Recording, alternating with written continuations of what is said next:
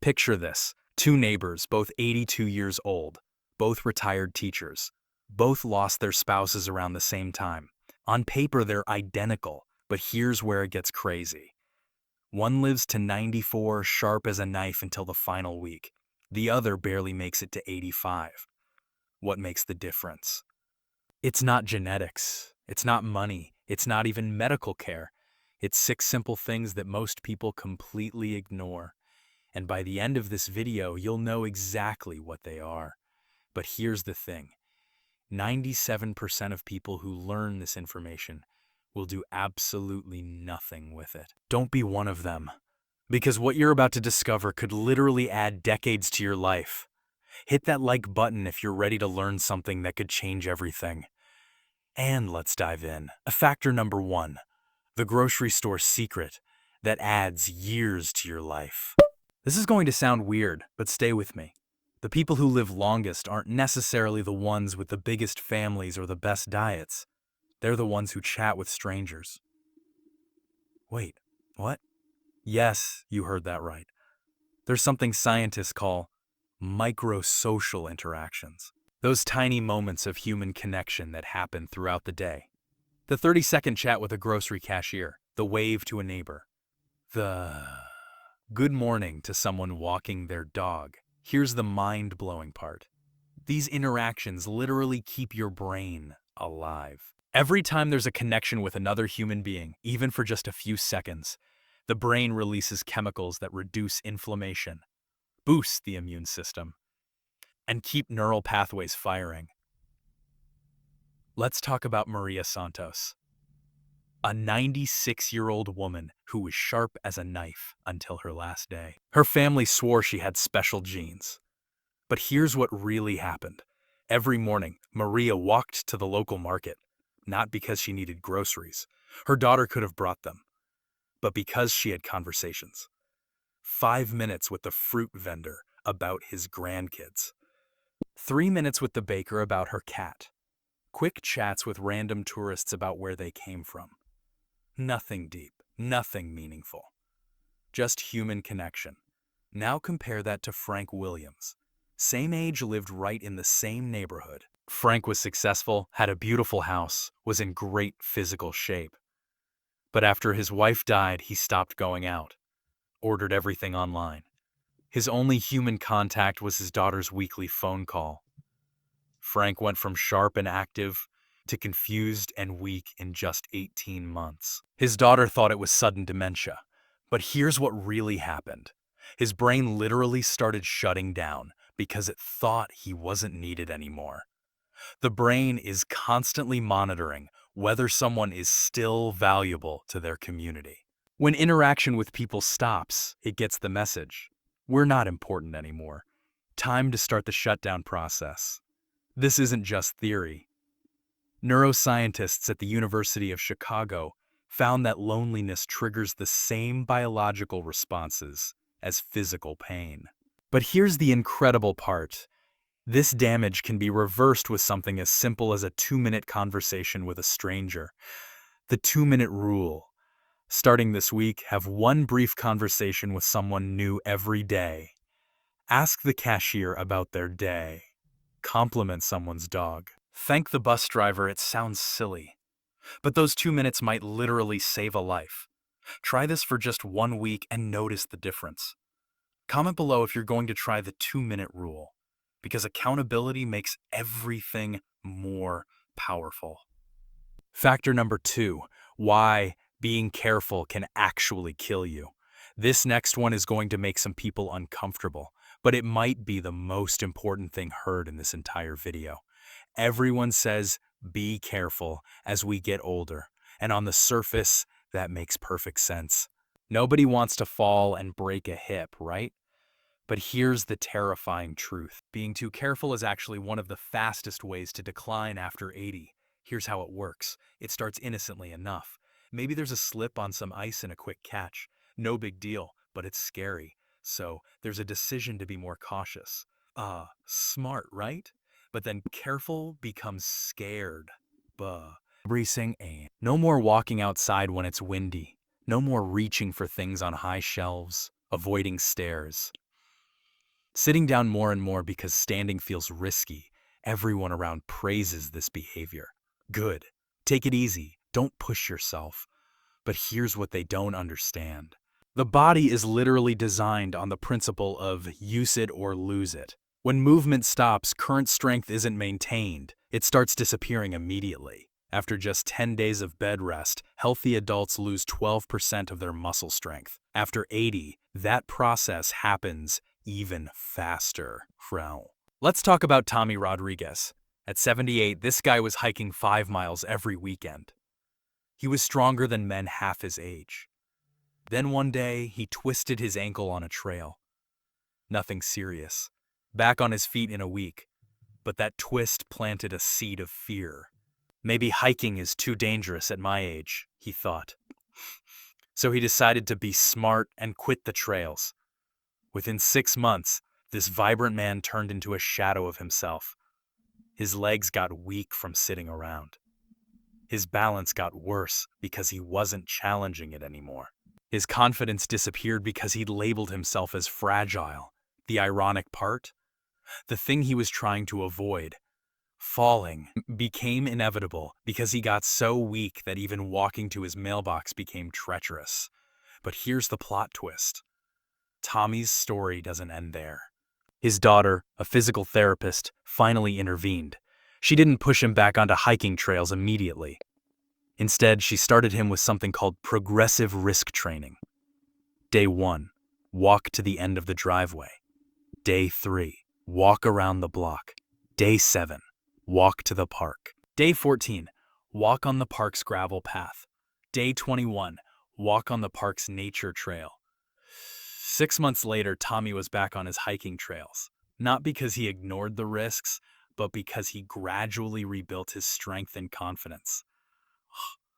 Here's something fascinating. People who maintain what researchers call controlled risk-taking, after 80, live an average of 4.2 years longer than those who become overly cautious. The body literally thrives on appropriate challenge. Always consult with a healthcare provider before starting any new physical activity. But remember, your body needs resistance to stay strong, and your mind needs small victories to stay confident. What's one small physical challenge that's been avoided? Start there. Start small, but start. Factor number 3. The vampire mistake that's aging people in fast forward. This one absolutely blew minds when the research first came out, and it's going to change how aging is thought about forever. The body has an internal clock that's been perfectly calibrated over millions of years of evolution. It knows exactly when to wake up, when to feel hungry, when to release hormones, and when to repair itself during sleep. But after 80, something devastating happens to most people. They accidentally break this ancient timing system, and when that happens, everything starts falling apart. Here's how it usually begins. More time gets spent indoors. Maybe it's too cold outside, or joints ache, or there's just nowhere to go. Afternoon naps start happening in favorite chairs. TV watching continues until midnight because sleep won't come anyway. Each of these seems harmless. But together they're sending confused signals to the brain's master clock. The body stops knowing when it's supposed to be alert and when it's supposed to rest. The result? Feeling tired all the time but can't sleep well at night. Memory gets foggy. Mood crashes, the immune system weakens. Basically, aging happens in fast forward. Let's talk about Carlos Mendez, an 84-year-old man whose family was convinced he had early dementia. He was confused, tired all the time, couldn't remember conversations from the day before. His doctor ran every test in the book. All normal, but here's what was really happening. Carlos was living like a vampire. After his wife died, he'd moved into a basement apartment to save money. He rarely went outside. His daily routine was watching TV from morning until late night, with all the curtains drawn and artificial lights blazing. His daughter was skeptical when something seemed too simple to work was suggested. Get Carlos outside for 20 minutes every morning and turn off all screens 2 hours before bedtime. That's it? she asked. That's going to cure dementia. Let's just try it for a month. Within 2 weeks, Carlos was sleeping through the night for the first time in years. His energy came back, his memory sharpened, his dementia disappeared completely. What happened? His circadian rhythm got reset. That internal clock that controls everything from hormone production to DNA repair. Here's the science. When eyes detect bright light in the morning, the brain releases cortisol and other wake-up hormones. When darkness falls, it releases melatonin and growth hormone for repair and recovery. But when living in artificial light all day and bright light all night, the brain can't tell time anymore. It's like trying to function when all the clocks in the house are showing different times. The light prescription. Morning. Get outside within 1 hour of waking up, even if it's cloudy. 15-20 minutes minimum. Daytime. Open curtains, sit near windows, get natural light on the face. Evening. Start dimming lights 2 hours before bed. No screens for the last hour. Night. Sleep in complete darkness. There's also the vitamin D factor. Phew. After 80, skin becomes much less efficient at producing vitamin D from sunlight. But it's still needed for strong bones, a healthy immune system, and proper brain function. The best time to get sunlight is within the first hour after sunrise. The light at this time has a special quality that perfectly calibrates the internal clock. Even 10 minutes can make a huge difference. Try this for just 1 week and pay attention to how it feels. The results might be amazing. Factor number 4. The silent killer that's destroying people from the inside. This next section is going to hit hard, but it might also save a life. So please stay focused. By the time 80 is reached, more loss has probably been experienced than most younger people can even imagine. Spouses of 50+ years, siblings, best friends from childhood, maybe even children. Society gives a sympathy card, maybe some flowers, and then expects moving on and staying strong. But here's the brutal truth that no one talks about. Unprocessed grief doesn't just hurt the heart. It literally kills the body. More people have been seen dying from stored grief than from cancer. When loss isn't properly processed. When it gets stuffed down, a brave face gets put on, and everyone gets told, "I'm doing fine." That grief doesn't disappear.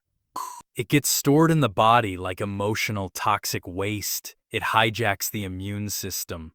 It disrupts sleep. It changes brain chemistry. It triggers inflammation that damages every organ in the body. Most deadly of all, it sends a signal to cells. Life isn't worth living anymore. Let's talk about Betty Thompson, a woman whose story still gives chills. Betty lost her husband Harold after 58 years of marriage. They'd done everything together. Traveled the world, built a business, raised 4 kids. Harold wasn't just her husband. He was her best friend, her business partner, her entire world. At the funeral, everyone marveled at how well Betty was handling it. She didn't cry during the service. She thanked everyone for coming. She even helped serve food at the reception afterward. She's so strong, people said. Harold would be proud of how she's holding up. But Betty wasn't holding up. She was holding in. Every night, she'd lie in their bed and feel Harold's absence like a physical weight on her chest. Every morning, she'd wake up and, for just a moment, forget he was gone. The pain of remembering was like being stabbed fresh each day, but she never talked about it. She told her kids she was fine. She declined grief counseling because she didn't want to be a burden. She pushed away friends who tried to check on her because she didn't want to fall apart in front of them. Within a year, Betty started getting sick constantly. Little infections that wouldn't go away. Mysterious aches and pains. Digestive issues that made no sense. Her doctor ran test after test. Everything came back normal. But Betty wasn't normal. She was dying from the inside out, poisoned by grief she'd never allowed herself to feel. Finally, her neighbor Margaret practically dragged her to a grief support group. Betty was furious. "I don't need to sit around crying with strangers," she protested. But Margaret was persistent. "You need to try something, Betty. This isn't working." The first time Betty really cried about Harold, really let herself feel the full weight of losing him, it happened in that circle of strangers. She sobbed for 20 minutes straight, while the group just held space for her pain. Something incredible happened that night. For the first time in a year, Betty slept through the night without waking up in a panic. Her mysterious health problems started clearing up. Within 6 months, Betty was like a different person.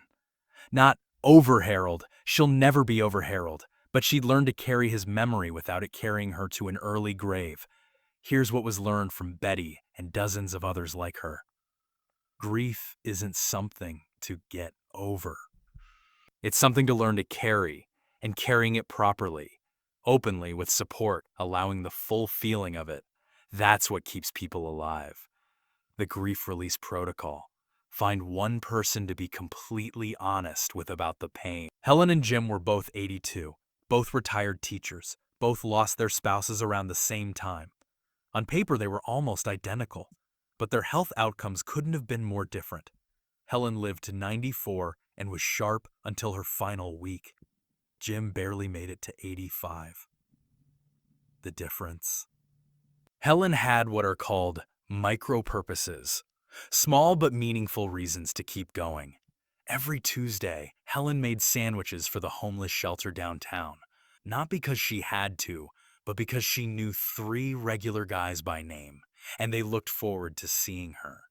Every Friday, she called 5 people from her old church just to check in. These weren't long conversations, maybe 10 minutes each, but she was the only person some of these folks talked to all week. Every morning at exactly 7 a.m., she put birdseed in her backyard feeder because she'd noticed the cardinals timed their breakfast around her routine. Small stuff, right? But here's what was happening. These tiny purposes were giving Helen's brain and body constant signals that she mattered, that she was needed, that tomorrow was important because someone, even if it was just the birds, was depending on her. Jim, meanwhile, had fallen into what's called the retirement trap. He'd worked hard his whole life and felt like he'd earned the right to do nothing. He used to joke that his biggest decision was whether to watch TV in the living room or the bedroom. At first, this felt liberating. No alarm clocks, no deadlines, no responsibilities. But within a year, Jim started complaining that his days felt empty. Within 2 years, he was telling people he was just waiting to die. And tragically, his body listened. Jim didn't die from any specific disease. His doctor said it was failure to thrive, medical terminology for he just gave up. Here's the shocking. Research from the University of Rochester found that people with a strong sense of purpose live an average of 7 years longer than those without one. 7 years. But here's the beautiful part. Purpose doesn't have to be huge. Helen's purposes were tiny, but they were consistent and meaningful to her. The micro-purpose strategy. Find something small but regular to care about. A plant, a pet, a person, a project. Make yourself accountable to someone or something every single day. Create routines that others can depend on, even if it's just feeding birds. Learn something new. The brain needs growth to stay alive. Share knowledge. Teach someone something even informally. The key is this. Purpose doesn't have to be big, but it has to be real. It has to matter to someone, even if that someone is just you. What's one small thing that could be committed to doing regularly that would make a difference to someone or something? That answer might literally save a life. Factor number 6. The dignity killer that no one talks about. We've reached the final and perhaps most shocking factor. Something called the silent rebellion. This one is so overlooked that most people don't even realize it's happening to them. But it might be the deadliest of all. Here's what this is about. The quiet, burning anger that builds up in older people who feel invisible and dismissed by a world that no longer values them. Think about it. One day there's respect as a professional, value as a vital family member, opinions that matter. Then a certain age gets hit, and suddenly, waiters look past you. Cashiers talk to you like you're a child. Doctors rush through appointments. Store clerks act like you're bothering them. Even family makes decisions about your life without consulting you. Society treats you like you're already dead. This constant disrespect creates something called dignity rage, a low-level fury that burns inside 24/7. There might not even be full awareness it's there, but it's consuming life force like a slow-acting poison. Chronic anger doesn't just feel bad. It literally rewires the brain and body for destruction. It floods the system with stress hormones that damage the heart, weaken the immune system, and accelerate aging at the cellular level.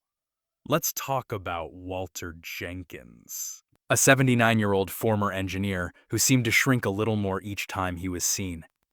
Walter used to be the guy everyone came to for advice. He'd built bridges, managed teams, solved complex problems. But after retirement, the world suddenly treated him like his brain had stopped working along with his paycheck. At restaurants, servers would ask his daughter what he wanted to eat, as if Walter couldn't speak for himself. At the bank, tellers would talk louder and slower, assuming he couldn't understand. Even his own doctor would discuss his health with his son instead of with him directly. Walter started complaining constantly. Kids these days don't know anything. The world's going to hell. Nobody has respect anymore. Everyone thought he was just a grumpy old man, but something else was seen. Walter was furious about being dismissed and overlooked. That anger was eating him alive from the inside. Here's the thing about dignity rage. It's completely justified. Anger should happen when treated like you don't matter. The problem is what happens when that anger has nowhere to go. Walter's turning point came when his granddaughter asked him to help her with a math project. For the first time in months, someone actually wanted his expertise. Someone valued what he knew. That small moment of respect sparked something in Walter. He started volunteering as a tutor at the local library. Suddenly, teenagers were asking for his help with calculus and physics. They called him Mr. Walter and genuinely appreciated his knowledge. The change was dramatic. Walter stopped complaining about kids these days because he was actually working with kids who respected him. His health improved. His mood lifted. He went from fading away to thriving, all because he found a place where his voice mattered again. The dignity reclamation strategy. Identify where invisibility happens. Notice when people dismiss or patronize. Speak up assertively. Don't let people talk over or about you like you're not there. Find expertise areas. What is known that others could benefit from? Seek respect, not sympathy. Look for opportunities where you're valued, not pitied. Share stories. Experiences have value. Find people who want to hear them. Set boundaries. Don't accept disrespectful treatment just because of age. The most successful older adults have one thing in common. They've found places where their wisdom is valued and their voice is heard. They refuse to be invisible. Anger about being dismissed isn't a character flaw. It's dignity trying to survive. Listen to it. Channel it. Use it to reclaim a place in the world. Because here's the truth. Decades of knowledge, experience, and wisdom exist that the world desperately needs. Don't let society convince you otherwise. Challenge. This week, identify one area where expertise could help someone. Then take action. Offer to teach. Volunteer to help. Share knowledge. Watch how differently it feels when people value what you have to offer. Your 7-day transformation challenge. Knowledge without action is just entertainment. Here's how to start implementing these strategies right now. Day 1, connection. Have one meaningful conversation with someone new. Ask the cashier about their day. Thank someone for their service. Make eye contact and smile at 3 people. Day 2, movement. Do one small physical thing that challenges you slightly. Walk to the mailbox instead of driving. Take the stairs instead of the elevator. Reach for something on a high shelf safely. Always consult your healthcare provider first. Day 3. Light therapy. Get outside within 1 hour of waking up. Sit by a window during the day. Turn off screens 1 hour before bed. Day 4. Emotional release. Write a letter to someone you've lost. Call a friend and share one thing you're struggling with. Let yourself cry if you need to. Day 5. Purpose discovery.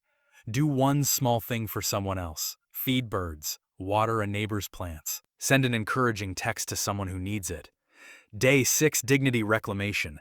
Speak up in one situation where you usually stay quiet. Share your expertise with someone. Don't let anyone talk over you or about you like you're not there. Day 7. Integration. Choose which of these practices felt most meaningful and commit to doing it regularly. Try this challenge and then come back and tell about the experience in the comments. Better yet, get someone else to do it with you. Accountability makes everything more powerful. The mind-blowing research you need to know. You might be thinking, this all sounds too simple. If it really worked, wouldn't everyone be doing it? That's exactly the problem. These strategies are so simple that people dismiss them. We've been conditioned to believe that real solutions have to be complicated, expensive, or require a prescription. But the truth is, the most powerful interventions in human health are often the simplest ones. Here's research that will blow your mind. Social connection. Harvard's Grant study, which followed people for over 80 years, found that good relationships are the strongest predictor of long-term happiness and health. People with strong social connections live 50% longer than those who are isolated. Movement. A study in the British Journal of Sports Medicine found that just 15 minutes of moderate activity per day can add 3 years to life. But here's the kicker. The benefits are greatest for people who go from completely sedentary to slightly active. Light exposure. Research from Stanford University shows that getting natural light exposure within 2 hours of waking up can improve sleep quality by 80% and reduce depression symptoms by up to 50%. Emotional processing. The famous nun study found that nuns who expressed more positive emotions in their autobiographies lived an average of 10 years longer than those who didn't. Purpose. A study of 6,000 people found that those with a strong sense of purpose were 44% less likely to die during the 4-year study period, regardless of their age. The science is crystal clear. These aren't feel-good suggestions. They're evidence-based interventions that can literally add decades to life. Why 97% of people will ignore this? Don't be one of them. Here's the brutal truth. Most people who watch this video won't implement any of these strategies. They'll think that's interesting and then go back to their old patterns. Why? Because change is hard, and humans are wired to resist it, especially as we get older. But the people who succeed have 3 things in common. They start ridiculously small. They don't try to overhaul their entire life overnight. They pick one tiny thing and do it consistently. They track their progress. They write down what they're doing and how they're feeling. This creates awareness and motivation. They find accountability. They tell someone else about their commitment or find a buddy to do it with them. If you want to be in the group that succeeds, you need all 3 of these elements.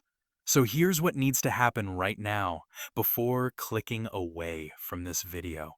Pick one strategy from this list that resonated most. Write down exactly when and how it will be implemented tomorrow. Tell someone about the commitment.